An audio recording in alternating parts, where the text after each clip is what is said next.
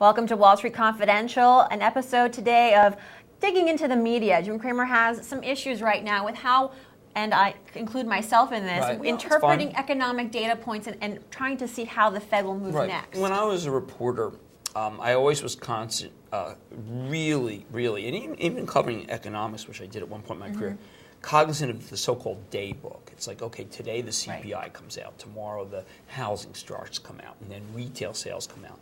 And the propensity is because you have a data point, you have to talk about it. In order to make it so it's relevant, you've got to relate it to something.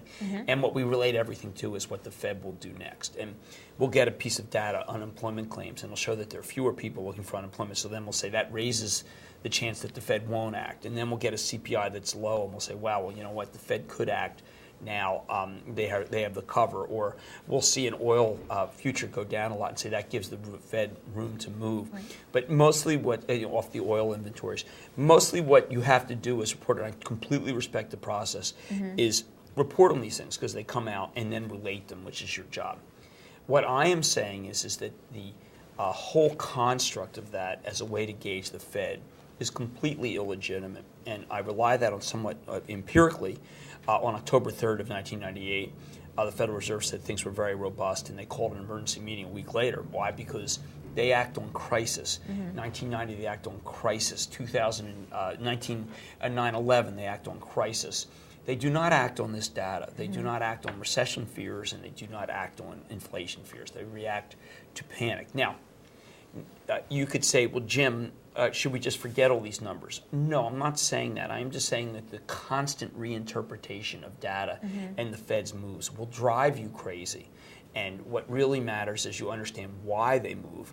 They move because things go wrong, okay? Because there is the possibility of a failure of institution. Now, I've said over and over again, countrywide, and by the way, Bank of is very important. People should read the Bank of America Q. It's very clear that Bank of America is allowed to walk away tomorrow from Countrywide. I don't think people realize that, but the structure that they put in means they could walk away. If they walked away from Countrywide, I think Countrywide would have to file Chapter 11. The idea of buying Countrywide down here is because it files Chapter 11 would just be maybe too much of a mess for Bank of America or anyone.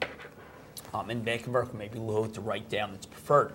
But we are reacting to the possibility of AMBAC or MBIA failing, PMI or MGIC failing, Washington Mutual failing, and all of these are very realistic if you look at the book of business. Wachovia, although Wachovia wasn't as bad as I thought. Bank of America even, clearly Citigroup.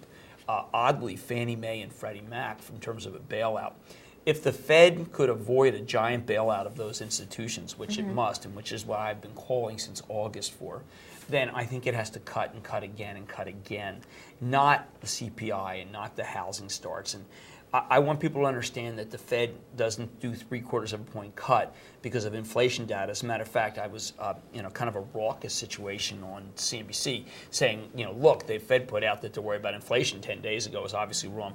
And then I want to make a last point, which is that I keep coming back to August when people say that I went nuts. I had a vision, so to speak, I guess. I mean, it makes it sound like a medium. But enlightenment. All of these things, every domino has taken place, and now the Fed has to slash. The Fed looks like it's an irresponsible, panicked institution. I don't want our Federal Reserve to look like that. Had they taken very aggressive action in August to be able to bring rates down to where they were well below the 2-year, then particularly the discount rate, then banks could have borrowed money and then reinvested it on a 2-year Treasury and just coin money in order to re-liquefy the system. The Federal Reserve did not understand that. They're not sophisticated enough. I am not saying I am a genius. I am saying that I have more experience than Ben Bernanke. Who am I to say that? Well, who is anybody to say it? But at least I have some practice. And this is exactly what I'm trying to avoid, which is a panic Fed that now must take rates to 1 3/4% to get things moving again. That's my new target. There are more worry areas than economic indicators. Right. Thank you so much, Jim Cramer. Wall Street Confidential for you folks. Stay tuned for more of TheStreet.com TV.